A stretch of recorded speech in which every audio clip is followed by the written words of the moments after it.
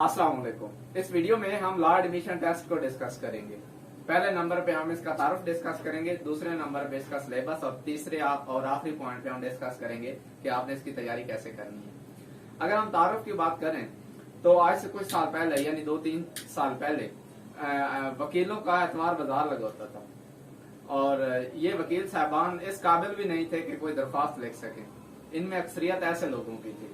तो अक्सर ऐसा होता था कि जब ये अदालतों में जाते थे जज साहब के सामने तो वहां रोजाना नए नए लतीफे सामने आते थे, नई नई कहानियां आती थी। तो फैसला साजों ने यह फैसला किया कि इस शोबे में संजीदा लोगों को आना चाहिए, काबिल लोगों को आना चाहिए। उन्होंने मेडिकल टेस्ट की तरह ये टेस्ट रख दिया। जिस तरह मेडिकल कॉलेजेस में लोग टेस्ट दे के जाते हैं, पाकिस्तान की करीम जाती है, अब यहाँ भी काबिल लोग जाएंगे। तो ये संजीदा लोगों को सिलेक्ट करने के लिए ये टेस्ट मुतारिफ कराया गया है। अच्छा, अब हम डिस्कस करते हैं कि इसका सिलेबस क्या है। अगर हम इसकी सिलेबस की बात करें तो इसमें आप एक ऐसे है, उर्दू या इंग्लिश में आपने लिखना है, मजमून लिखना है। दूसरा पर्सनल स्टेटमेंट है और तीसरे जो क्वेश्चन है वो एमसीक्यूज का होगा, जिसमें इस्लामिक स्टडी, उर्दू, मैथमेटिक्स और पाक स्टडी और जनरल नॉलेज। अच्छा, ये जो आपके कुछ चीजें होंगी। अब इसमें कोई ऐसी चीज नहीं है जो इंटर का स्टूडेंट ना कर सके, लेकिन इसमें एक खास चीज है, वो है पर्सनल स्टेटमेंट। पर्सनल स्टेटमेंट से मुराद ये आपकी जात नहीं है, मतलब आपने अपने बारे में कुछ नहीं बताना, बल्कि इसके बारे में किसी टॉपिक के बारे में बताना है कि आप उसके बारे में क्या राय रखते हैं, किसी शख्सियत के बारे में या किसी वाक्य के बारे में।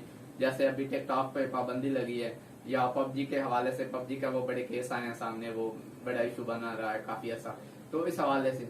दूसरा, कोई और मुल्क में इशू जो चल रहे हैं, अफगानिस्तान का इशू चल रहा है, तालिबान वहां पे फिर उससे मजबूत हो गए हैं, तो इस तरह आपकी राय ली जा सकती है। दूसरे नंबर पे आपने जो खास ख्याल रखना है वो है जनरल नॉलेज का। बाकी जो चीजें हैं वो मतलब इस्लामियात है, वो आपने नमाज, रोजा, हज, ज़कात, इन टॉपिक्स को अगर आप पढ़ लेंगे तो वो प्रिपेयर हो जाएंगे। इंग्लिश के लिए भी आप अच्छी सी ग्रामर की किताब पढ़ें, वो भी आपकी ठीक हो जाएगी।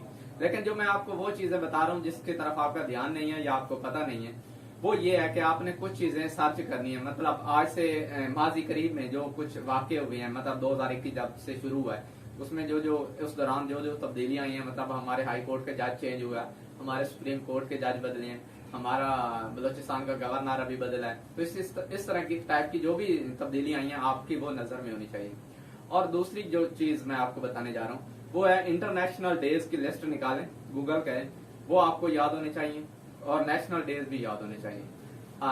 कौमी दिन, बैन अवी दिन, और उससे बाद फिर तीसरा जो चीज है वो प्राइम मिनिस्टर कैबिनेट का आपको पता होना चाहिए। वजीर आला कौन से सूबे का कौन सा वजीर आला आपको ये पता होना चाहिए। तो ये चीजें सर्च कर लें। उससे बाद हम आते हैं इस टॉपिक पे कि आपने मतलब अभी जो मैं जिस तरह मैं बता रहा था कि इंटरनेशनल डे, ये बहुत एक खास पॉइंट है, आपने इसे बिल्कुल मिस नहीं करना। इस हवाले से ज्यादा सवाल भी आ सकते हैं। मतलब मैं आपको एक दिलचस्प वाक्य सुनाना चाहता हूँ कि 2000 ये तकरीबन 17-18 की बात है। तो ऐसा हुआ कि मेरे एक दोस्त हैं, उनका भाई पीयू का टेस्ट देने आया था यही लॉ के लिए। तो उस वक्त ये एचईसी वाला सीन नहीं था, हर इदारा अपना टेस्ट लेता था। तो वो जब टेस्ट दे के आया, मेरे पास आया, मैं धूप में बैठा था, वाइटामिन डी एक्टिव कर रहा था। तो वो जब मैं वहां अखबार पढ़ रहा था तो वो आया, मुझे उसने सलाम किया। तो सलाम करते साथ उसने मेरे हाथ का बोसा लिया। मुझे बड़ी हैरानगी हुई कि एक ऐसा बंदा जो मेरे साथ अक्सर बहस करता है, तो वो अचानक उसका सॉफ्टवेयर अपडेट हो जाए तो हैरानगी होती है। तो मैंने उससे पूछा कि भाई खैरियत है? उसने मुझे बताया कि यार तुम बड़े कमाल इंसान हो, जो सवाल जो बातें तुम करते थे वो यार हमारा सवाल आए हैं। तो मैंने कहा तुम पास हो गए हो? कह रहा नहीं यार मैं पास तो नहीं हुआ, अगर इन बातों पे अमल किया होता तो शायद मैं पास हो जाता।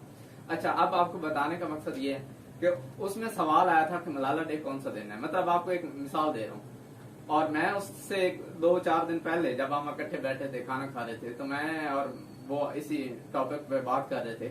मैं उससे कह रहा था कि यार मलाला जो है ना एक इंटरनेशनल शख्सियत है, और हम उसकी मुखालफत करें, आम पाकिस्तानी मुखालफत करें तो इससे कोई फर्क नहीं पड़ता। वो एक शख्सियत अब बन चुकी है, उसके बारे में अब वो एक तारीख का हिस्सा बन गई है। तो ऐसा हो सकता है कि हम नहीं, हमारी नस्लें जो है उनको तो उसकी तारीफ पैदाइश भी याद करनी पड़े। तो हुआ भी कुछ यूं ही कि उन्हीं दिनों में अक़वाम मुत्तहिदा ने मलाला डे जो है उसे रिकमेंड कर दिया, तो वो इम्तिहान में आने शुरू हो गया।